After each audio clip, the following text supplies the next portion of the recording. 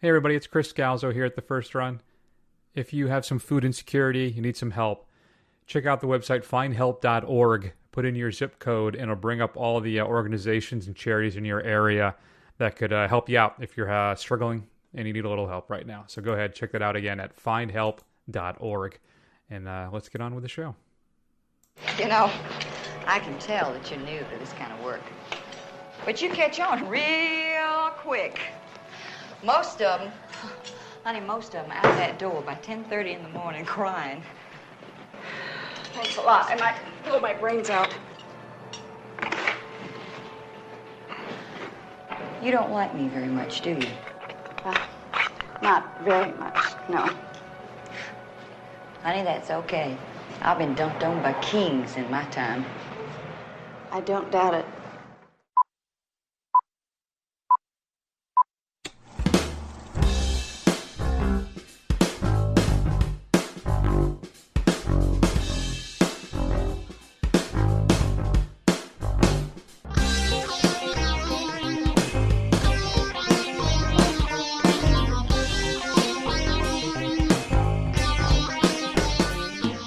Scalzo here with Matt Howell.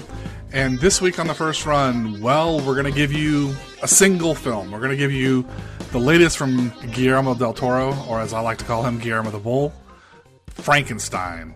Do we need another version of Frankenstein? We're going to tell you if it's worth your time and whether it deserves to be out there. And that's it. We were going to try and catch Begonia. Unfortunately, I couldn't make it to the theater, so unfortunately, it's my fault. Uncle Matt let you down once again. But, you know, Chris will forgive me because where else is he going to go, really, right? Right, Chris? that's a fair point, yeah. So, without further ado, why don't you give us a little taste of Frankenstein? Mm-hmm. My maker told his tale. And I will tell you mine.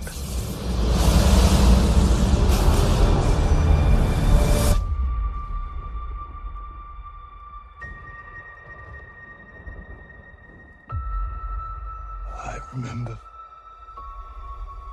pieces, memories of different men.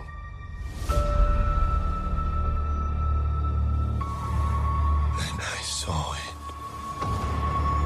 Your name.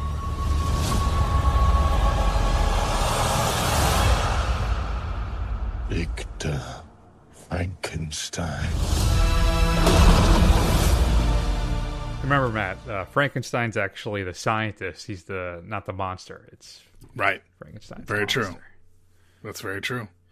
So, I mean, I don't know if people really need it because it's, you know, a 250-year-old novel that's been made dozens of times. But why don't you tell the folks a little bit about what Frankenstein is about? Yeah, sure. Oscar Isaac stars as Victor, who is your, titular mad scientist obsessed with reanimating life due to the loss of his mother as a child. And he is successful and creates the creature, played by Jacob Elordi, and all the consequences and impacts of that creation.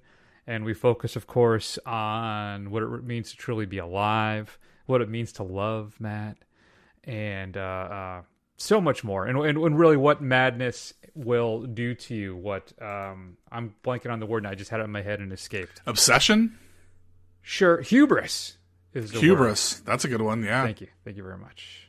Mm-hmm. So, yeah, it's Frankenstein. All right. Very good. So, Chris, I mean, Frankenstein has been done many, many times, probably most famously with Boris Karloff in the Universal Pictures version, which was in the 30s, 40s. Mm-hmm. Mm-hmm. And, it's one of those classic horror monster films, right? It's in Mary Shelley's, original novel is kind of credited as being really one of the first science fiction novels, right? So, did we really need another version of this story, Chris? Yes, absolutely. Especially if Guillermo the Bull is making it. Absolutely. I think Yeah, what he's able to bring to this story, I think, is singular vision that Del Toro brings. The man is just an artist. He's probably one of Matt, probably one of your favorite working directors at this point. And the vision that this man has, also too, how he's able to color this with his own relationship with his father. You may recall a few years ago, while he was filming Mimic, his father was kidnapped. And they demanded like $1 million ransom. It was actually James Cameron that bailed him out because he had sunk all of his money into the creation of Mimic. And it is just this film again for me is just an incredible work of art, Matt. He's done it again. An achingly beautiful gothic horror film, a treatise, if you will, on humanity, love, kindness, and the monstrosity of man. Right? And I was so happy I was able to go see this on the big screen. And I can only pray that Del Toro insisted that this gets a physical media release at some point down the road, because Frankenstein for 2025 is one of my favorite films of the year. So yes, yeah, absolutely. What do you think? Fantastic.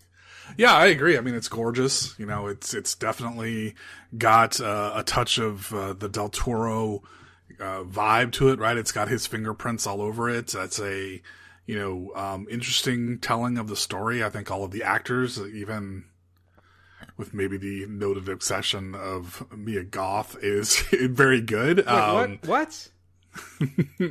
Yeah, Jamesy! This is the short one, don't worry. Come on, little baby! I like too that in interviews, her voice is actually naturally very high. Yeah. So she brings it down a few octaves so she doesn't sound, I guess, like a Cupid doll or something. I don't know.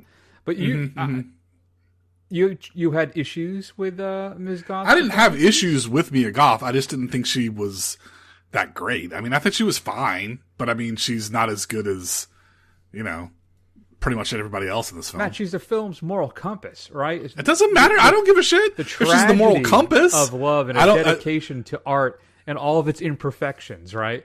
That could destroy us all because of our society's rejection of the other. And I think that she embodies that wonderfully in this film, and how she is the perfect kind of counterpoint to Oscar Isaac's Mad Scientist, his Frankenstein. I love too how Del Toro links them together through the use of like red, also of course with the inevitable potential death of characters as well. Just tying the two of them together, then finally doing that with the creature himself is it's inspired work here, folks. I mean, if you're at all familiar with Del Toro's work, it is again just another gorgeous experience. I remember, similar to Crimson Peak, which is a film that I didn't care for as much, but that was on me. I went into that expecting a very different film than I got. A film I think I've been waiting to kind of revisit as well to see if maybe I'll appreciate it more than I did upon that first viewing. But it's just gorgeous. The images, the costumes, the set designs. I understand that he tried to adhere closely to the novel. Now, I'll confess I've never read the original novel. I have read Dracula, but that was like in high school. But I never read Frankenstein. But also, from what I understand, he leans heavily too on Bernie Wrightson's adaptation. With his illustrations as well, and I feel I can definitely see that.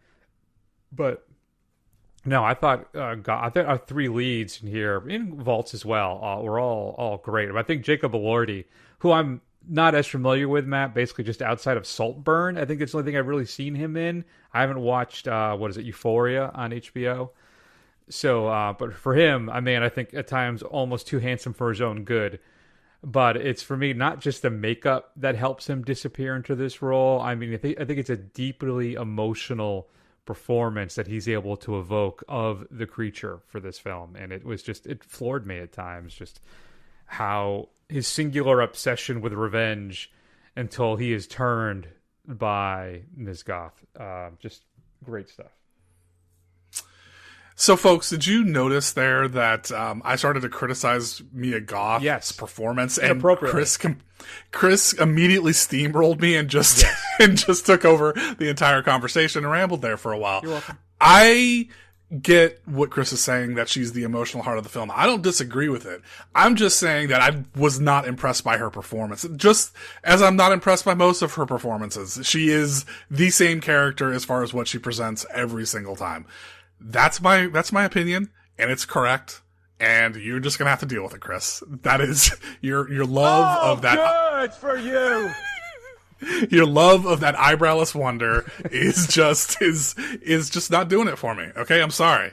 It's not. You know. Mm-hmm. All right, that's fine. You do what you got to do. Thank you, Chris. Thank you. I don't disagree with anything else Chris said. I think Jacob Elordi is wonderful as the monster. I think Oscar Isaac is a fine Frankenstein. I really enjoyed watching his kind of manic behavior.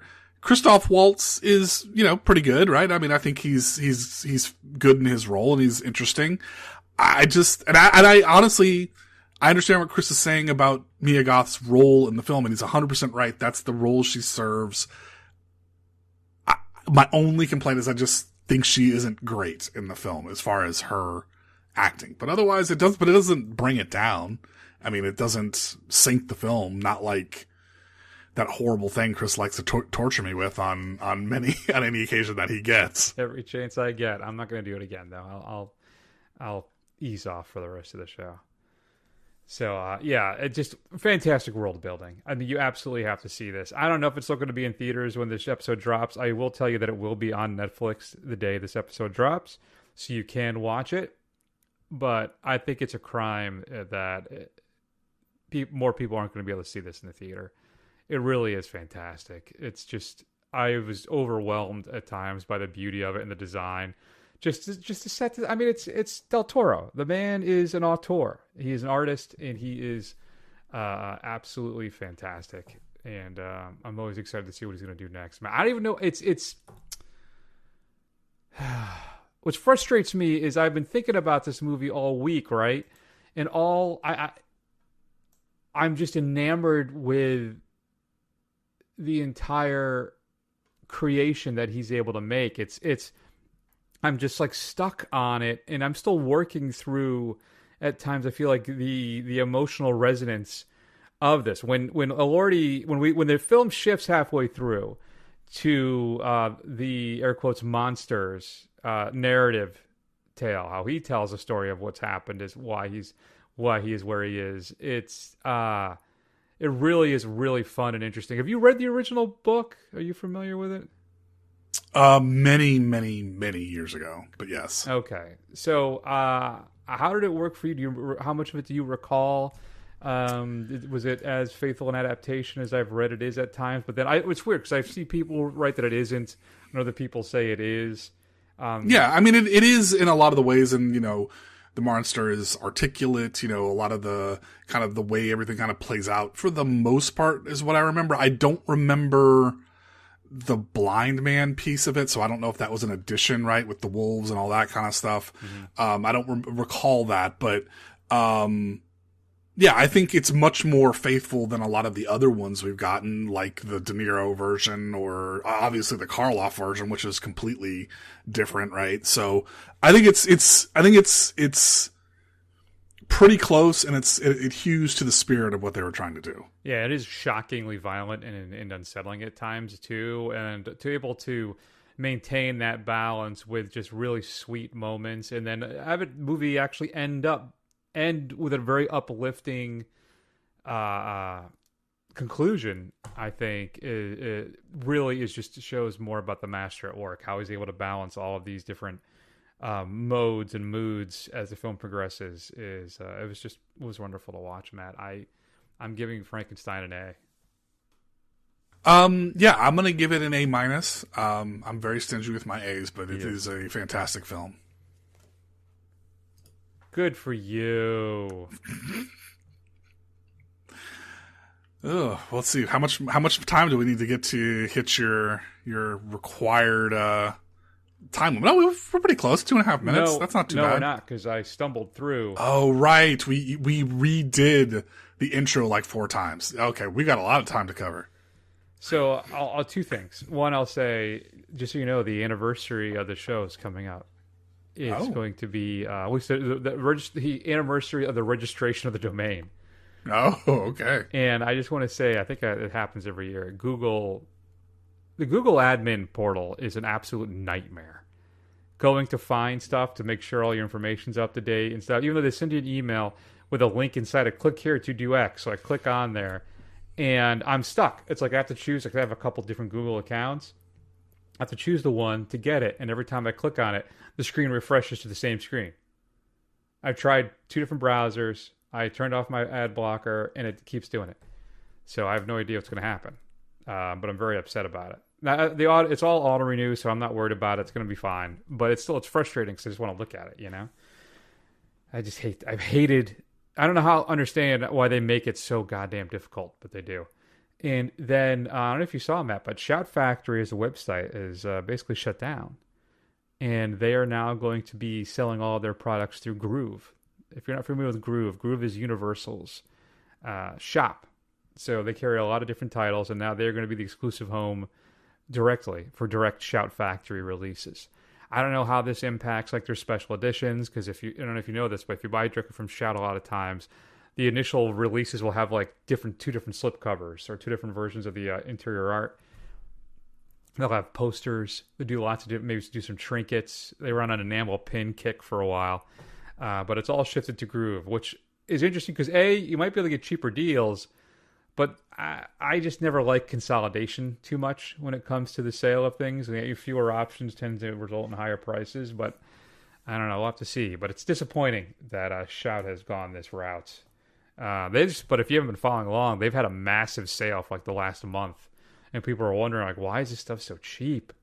And then it came out like a week ago that they were going to be shutting down and opening up basically just a Groove face store.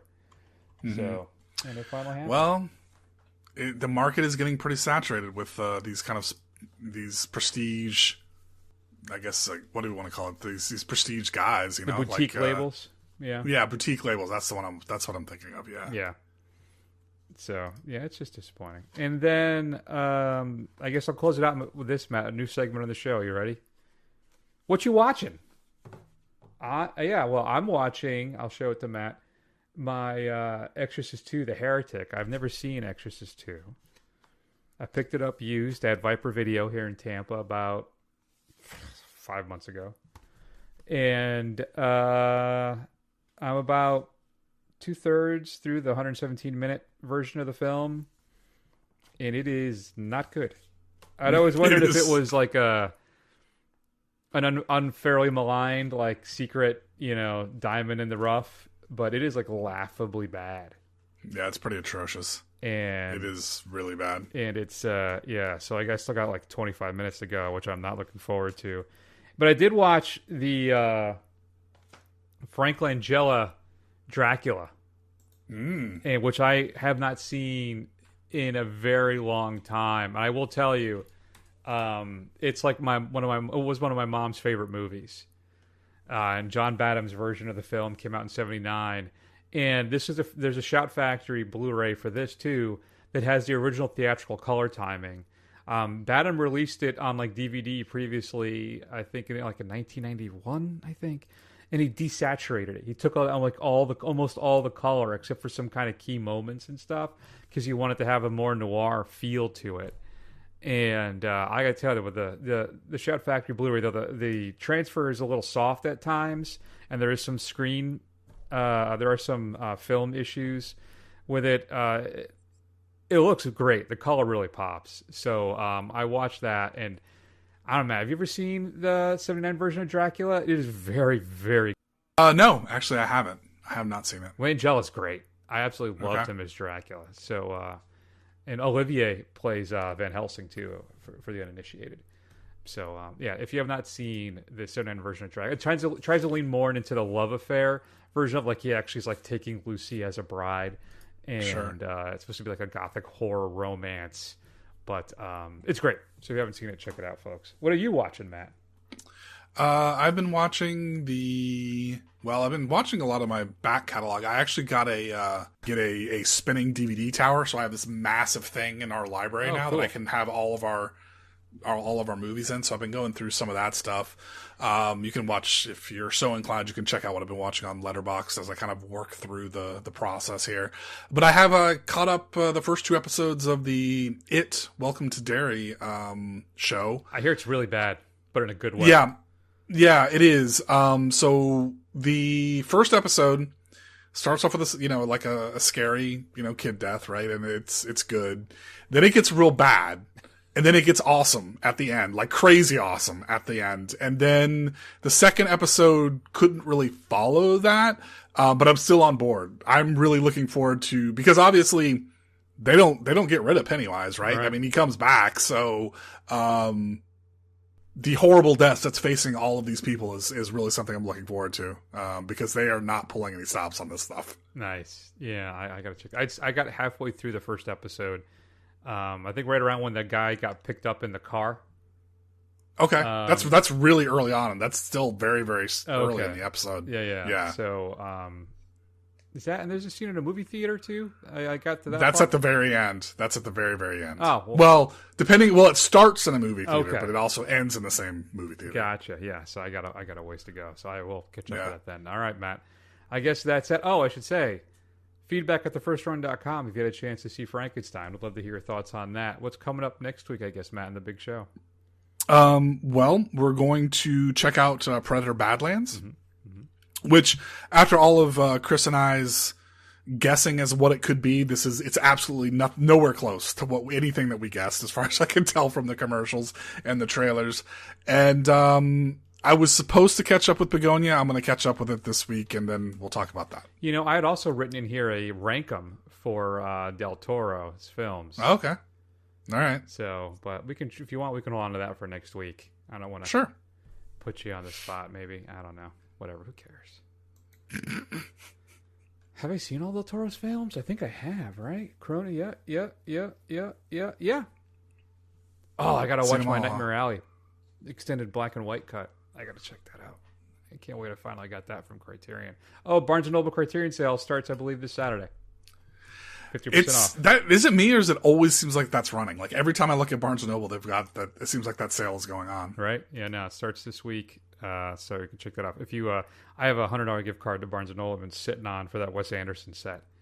Nice. So we'll see if I'll be able to pull the trigger on that, get that nice and cheap. All right, that's enough. If you want to check us out, we're at thefirstrun.com. You can find archives of all the old shows, report card, and there's actually a little player there as well. You can actually hit play and all the episodes will start. And also check us out on Facebook, not really, Instagram and YouTube and Blue Sky. Just do a search for The First Run, scroll. Eventually you'll find us. And then head over to Apple Podcasts, give us a review. It'll help other people find the show. And that shall be that. In the meantime, we want to let you know that we love you all very much. Please take care of yourselves. And we will see you all soon. Take care. Music's still too low. I gotta adjust the lead into this. Oh, here it goes.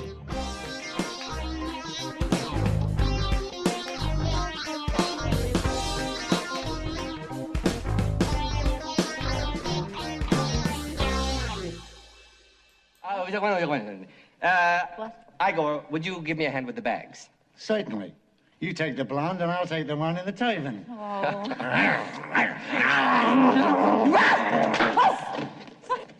Stop that. I'm talking about the luggage. Yes, master. Ladies, this way.